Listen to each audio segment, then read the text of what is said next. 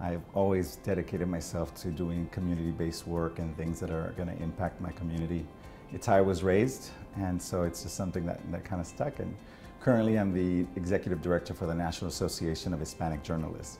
And our job within the association is to diversify the newsrooms. Therefore, we diversify the voices, and we make sure that Latinos are actively represented in media, but especially in news. In Mexico in 1901, there was a group of men in high society that were known to have these gatherings or events. They were known to be perhaps homosexual. On this particular night, they had a dance, and there was 42 of them, half dressed as men, half dressed as women. But at one point, the cops come in, break into the party, beat them all up, and then throw them in jail. But one of them was the son-in-law of the then Mexican president, Porfirio Diaz. So they released him, and then the remaining 41 were essentially disappeared. The families either had to pay to get them out of jail and out of town, or the families did not claim them, or those who didn't have money were sent to the Yucatan to work camps and essentially disappeared and never to be heard from again. And so I still get chills when I think about the story, because when I heard this story, I literally had this warm feeling of like, I'm not alone. And I was seeing myself in history. And then I got angry. I was like, then obviously then people have been suffering and being labeled with this and being chastised and ridiculed in a way that they don't even know sometimes, or they can't protect themselves.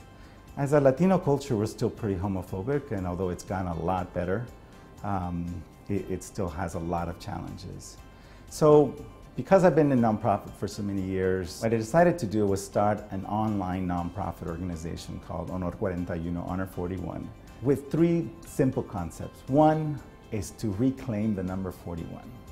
So if you can use it as a source of pride, then no one can use it against you. Second, it's an important moment of history for Latinos and LGBT Latinos, and to know a little bit about that story.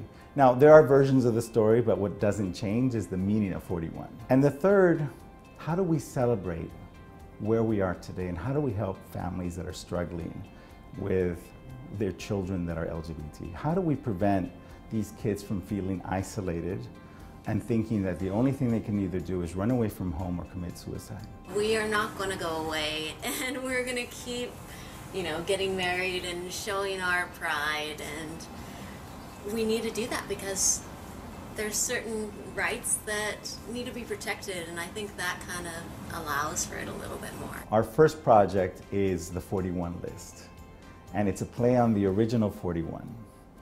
And now we identify 41 Latino LGBTQ role models throughout the country and tape their story, get to know a little bit about how culture, family, religion played a role in their own coming out story, what advice they have for kids who are, my goal was that if a kid is in Iowa, a Latino kid in Iowa, and all of a sudden says, oh, I might be gay, I don't know, what do I do and where do I look, that they punch in gay Latino, and then now they have access to these videos. And at the end of this year, there'll be 164 videos of profiles of all of these incredible people that range from the youngest was 12, who was a trans girl with her mom. The oldest at this point has been 78. The professions are also varied. We have attorneys, judges.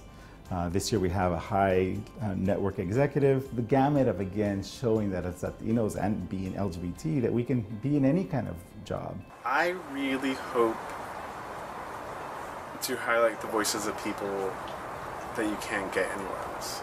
But it's always still about working hard and about being authentic, and that you can contribute so much more to the world and your own happiness if you are authentic and can tell your story. No quería que me vieran a mí así, por el miedo a que me fueran a rechazar. And I can tell you that I would have never, ever in a million years thought that this would have happened, because I was in such a place of darkness with the 41, and I had suppressed it.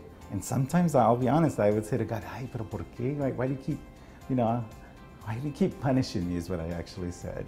And when this whole idea started coming to me, I just kind of, oh, okay, so you weren't trying to punish me. You were just keeping 41 in my consciousness so that at one point when I was ready to hear what I was supposed to do, then I would actually let it reveal. And it has been an incredible project of love and giving back, but also of trust and people wanting to tell their story. And so I feel also really lucky that people get to tell me their story and I get to share it.